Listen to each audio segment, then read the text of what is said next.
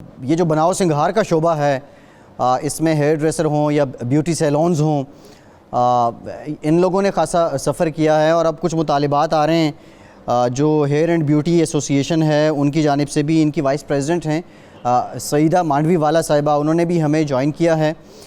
इनसे भी बात कर लेते हैं। बहुत शुक्रिया सईदा साहिबा, आपसे भी बात करूँगा। लेकिन निज़ामी साहब, दिहाड़ीदार लोगों की बात होती है। दिहाड़ीदार तबका सिर्फ वो नहीं है जो सड़कों पे हमें नज़र आता है मजदूरी करता हुआ। ये जो सैलून्स में या दीगर सेक्टर्स में जो सर्विस सेक्टर से रिलेटेड लोग हैं, जी ये जी इनको ज़्यादा ब्यूटी इंडस्ट्री जो है, इसमें बहुत सारी लड़कियां जो है वो काम करती हैं और वो बेचारी बेरोज़गार हैं, या कितनी देर उनको ये ब्यूटी सैलून्स अगर बंद रहे तो उनको सस्टेन कर सकते हैं। सईदा साहब आप बताएं, मेरे ख्याल से ये आपका शोबा है।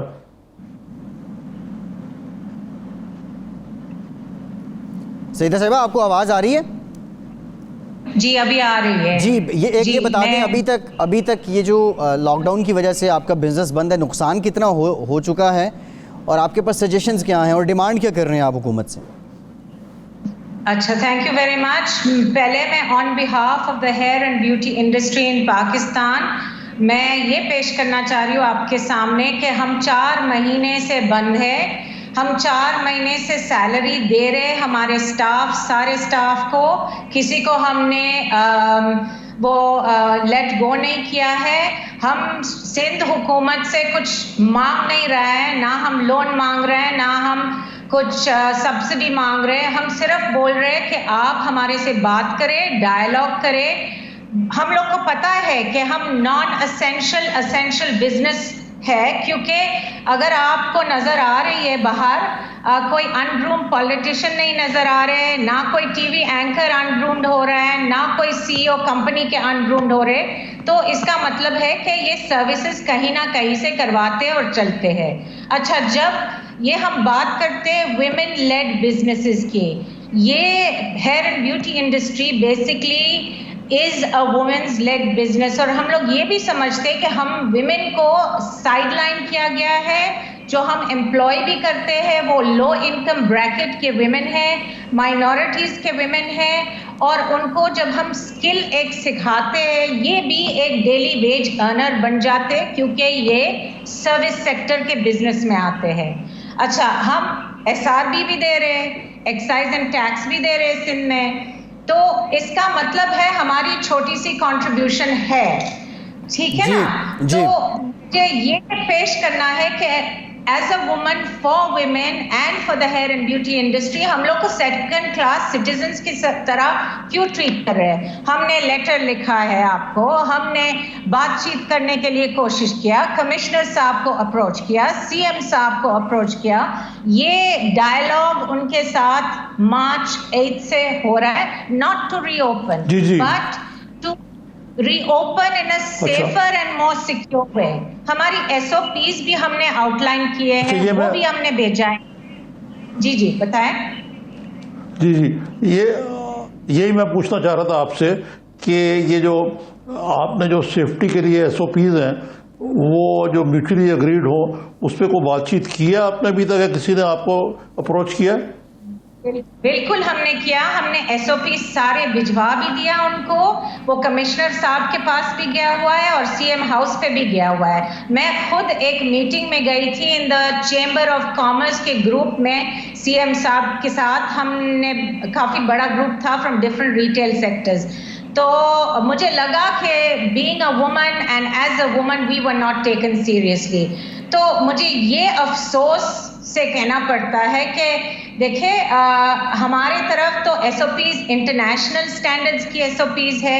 हम बाजारों की तरह नहीं है, कंट्रोल्ड एनवायरनमेंट्स में हम लोग काम करते हैं। वी कैन मॉनिटर कोई भी अंदर आते बगैर, बल्कि हम उनको देते mask, gloves, sanitization, social distancing, सारा कुछ हमारी पूरी इंडस्ट्री ये कर रहे हैं, छोटे बड़े सब। जो छोटे हैं उनके लिहाज से वो कर रहे हैं, जो बड़े हैं वो उनके लिहाज से कर रहे हैं। मतलब मुझे ये है कि ये जो मैसिव अनएम्प्लॉयमेंट स्पाइक आ जाएगा और इकोनॉमिक बर्डन भी बन जाएगी, और हम जो इतने सारे औरतों को एक स्किल सिखाते हैं, इसमें वो लोग कहाँ, ये घरों में काम करेंगे क्या, भीख मांगेंगे बाहर? ठीक है CM साहब हमारी आवाज सुने and please start a dialogue because this is really what we want and we want some credibility and some respectability. ठीक है सईदा साहिबा, वन लाइन बताइए, आप किस सीएम से मुतालबा कर रही हैं? सीएम पंजाब से, सीएम सिंध से, सीएम केपी से, कौन से सूबे के सीएम से या सारों से?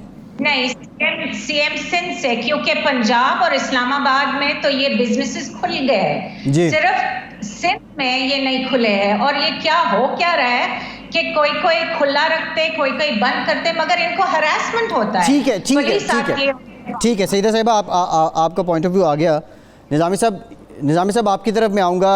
प्राइम मिनिस्टर साहब जो बात करते हैं सर्विस इंडस्ट्री की, कि कोरोना से सर्विस इंडस्ट्री एक तरह से तबाह हो गई है, और दूसरा ये सीएम सिंध साहब से भी मुतालबा कर रही हैं। अब हमें कोई यूनिफॉर्म SOPs पे तो पाबंदी नज़र नहीं आ रही है। लेकिन जी नहीं, ये देखे ना, इसमें जो ये मोहतरमा ने कहा ना, ये अभी मुझे पंजाब का भी पता है कि यहाँ पे भी ब्यूटी सैलून्स को इजाज़त नहीं दी गई, और अगर कोई प्राइवेटली खुले हो तो और बात है, कोई तय नहीं हुआ इस चीज़ से।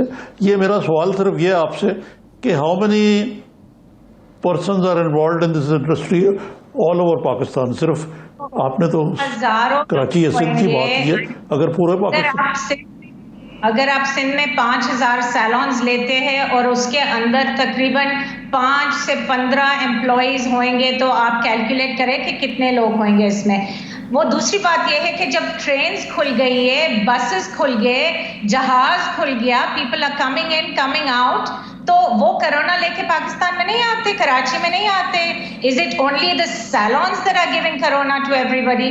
आई मीन, अगर आपको इतनी फिक्र है कि आप आए, आप चेक करें, आप हमारे पे पेनल्टी लगाएं if we are not carrying it out, या हम लोग को बंद करवा दें, but at least please for the sake of the women of this country who are in this profession and who are employed, आप प्लीज उनको एटलीस्ट थोड़े दिनों हफ्ते में काम करने दे। पूरी दुनिया खुल गई है, देखो सब जगह खोल रहे हैं विद SOPs।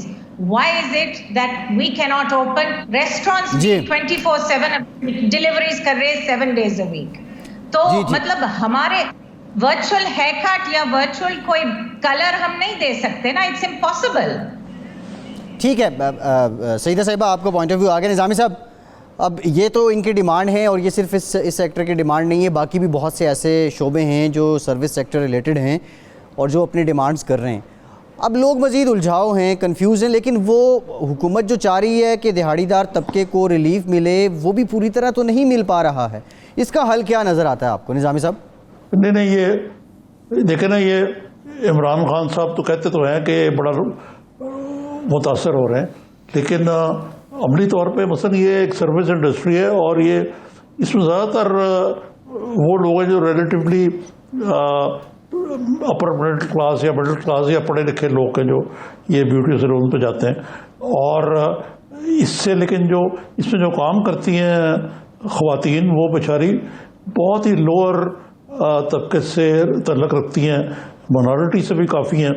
तो ये एक मेरा ख्याल है कि प्राइम मिनिस्टर को हमदर्दाना तौर पे इनके मसाइल पे गौर करना चाहिए, और अगर वाकई उनका लॉकडाउन इतना स्मार्ट है तो फिर ये स्मार्टनेस का तकाजा ये है कि जो सैलून्स हैं और इस तरह के जो नीश सेक्टर्स हैं इकॉनमी के, मसलन रेस्टोरेंट्स को ही ले लें, why not open restaurants with the SOPs? जी ठीक है जी। और मैं बस ये कहना चाह रही हूँ कि अगर मैं स्टेट बैंक की हेड होती तो शायद सीएम साहब मुझे मिल लेते, but unfortunately I am in the hair and beauty industry, and perhaps that's why as a woman I am being sidelined, and not just me, हजारों औरतें जो इस इंडस्ट्री में है, एजुकेटेड है, पढ़े लिखे हैं, हमारे पास दूसरे भी डिग्रीज है, मगर हमने चूज किया कि ये इंडस्ट्री में आके एक चेंज लेके आए पाकिस्तान में, ताकि वो दूसरे जो लो इनकम ब्रैकेट ग्रुप से जो औरतें आते हैं जी ठीक है हमें जी बिल्कुल ठीक है जी। और मैं बस ये कहना चाह रही हूँ कि अगर मैं स्टेट बैंक की हेड होती तो शायद सीएम साहब मुझे मिल लेते, but unfortunately I am in the hair and beauty industry, and perhaps that's why as a woman I am being sidelined, and not just me, हजारों औरतें जो इस इंडस्ट्री में है, एजुकेटेड है, पढ़े लिखे हैं, हमारे पास दूसरे भी डिग्रीज है, मगर हमने चूज किया कि ये इंडस्ट्री में आके एक चेंज लेके आए पाकिस्तान में, ताकि वो दूसरे जो लो इनकम ब्रैकेट ग्रुप से जो औरतें आते हैं जी ठीक उनको है, हमें ठीक है, सिखाए। ठीक, बहुत शुक्रिया सईदा मांडे, बहुत शुक्रिया आपके वक्त का